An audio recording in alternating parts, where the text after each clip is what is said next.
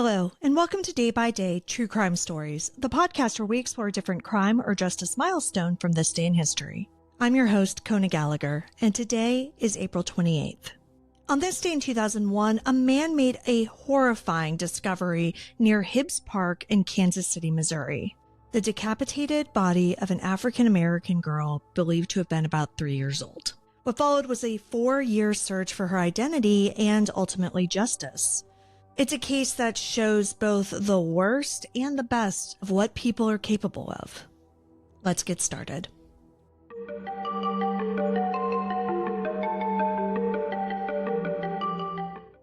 April 28th, 2001 started out like any other day. A local man was walking near Hibbs Park, which is just really a small grassy area tucked between houses, when he noticed something off the path. At first he thought maybe it was a doll, but when he got closer, he realized it was the body of a child. She was lying face down, completely unclothed. Her body showed clear signs of trauma, and her head had been cut off. Police were of course called in right away, and even seasoned investigators described the scene as absolutely devastating. It didn't take long for them to conclude that the girl's head had been removed post-mortem, likely to make it harder to identify her. Police searched the area for anything that they could use, clothing, jewelry, a toy, anything that would offer a clue, but there was nothing. There were no identifying scars on the body, no birthmarks, and nothing that could easily help them figure out who she was. The news spread through Kansas City almost immediately. Police issued public pleas for information, and within days, sketches and reconstructions were circulating throughout the media. Then, on May 1st, 3 days after the discovery, officers found something hidden in the thick brush not far away from where her body had been found. A plastic trash bag containing her head. The head was badly decomposed, but now forensic examiners could do their work. An autopsy confirmed what they had feared. The little girl had died from blunt force trauma to the head. The decapitation did happen after death, and there was no sign of sexual assault. Despite massive efforts, including reconstructions and DNA collection, along with national media attention, no missing persons reports matched her. It was like she never existed. The community refused to let her be forgotten, though. People started calling her Precious Doe. Vigils were held, and teddy bears and flowers were left near the site where she was found. Kansas City adopted her without even knowing who she was. From day one, Kansas City police worked around the clock on this case, and they were joined by the FBI pretty quickly when the story got national attention. The challenges, though, of course, were immediate because no one had reported a missing child who matched her description. It was clear that whoever was responsible for her death either didn't want anyone looking for her, or she came from a situation where calling the police simply wasn't an option. With no name and no obvious leads, investigators leaned heavily on forensic reconstruction.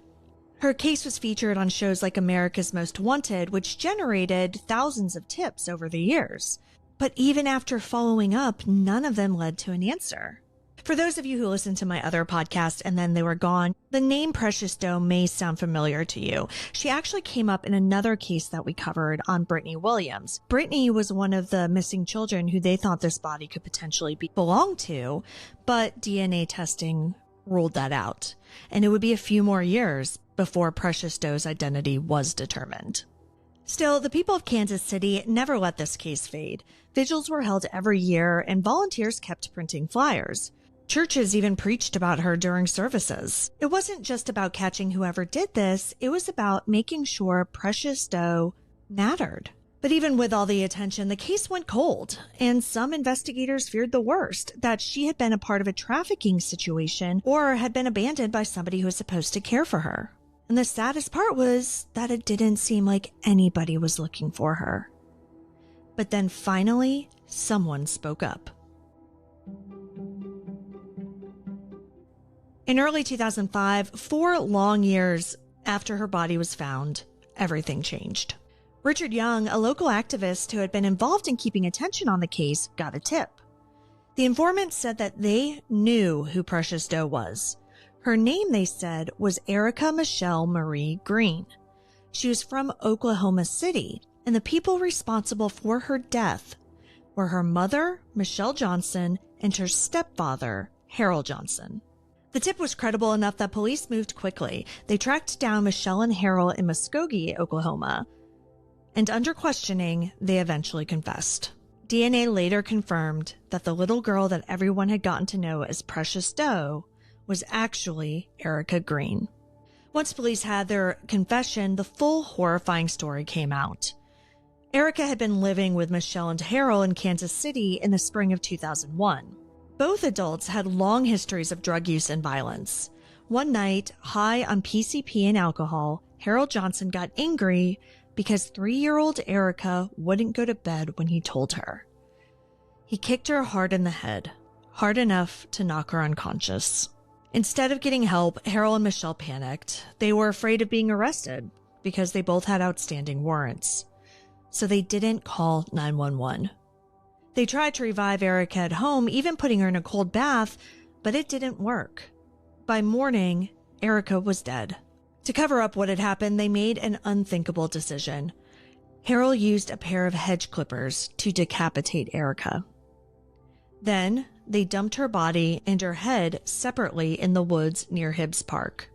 Then they went back to their lives like nothing had ever happened. They didn't report Erica missing. They didn't tell family or friends. They just erased her. Once Erica was identified, prosecutors were able to move fast. Harold Johnson was charged with first-degree murder, while Michelle Johnson was charged with second-degree murder and child endangerment. Michelle took a plea deal in 2007, pleading guilty to second-degree murder. She was sentenced to 25 years without parole. Harold Johnson went to trial. Prosecutors painted a clear, brutal picture. He was a man fueled by drugs and rage who murdered a child and tried to hide it. In 2008, he was convicted of first-degree murder and sentenced to life without the possibility of parole. The judge didn't hold back. During sentencing, he called Harold's actions unspeakable and said that Erica's death had left scars not just on the rest of her family, but on the whole Kansas City community. Meanwhile, Erica's surviving siblings were placed with foster and adoptive families, giving them a chance at safer, healthier lives. Kansas City never forgot Erica Green. The memorial at Hibbs Park still stands today. What started as a collection of teddy bears and flowers from grieving strangers became a permanent reminder that Erica was real and that her life mattered. Her case forced harder conversations about child welfare and how easily some kids can fall through the cracks, and about how communities can step in even when the systems fail. And now, almost 25 years after the discovery of her body, Erica Green is remembered. She's still talked about, and she isn't Precious Doe anymore. She's Erica. Thank you for joining me on today's episode of Day by Day True Crime Stories. If you found Erica's story compelling, please subscribe, rate, and review our podcast. It'll help us grow. And be sure to join me here again tomorrow as we explore another significant event in true crime history. Until then, stay safe and remember that behind every headline is a life worth remembering. Day by Day True Crime Stories is a Little Monster production. Hey, you can do it!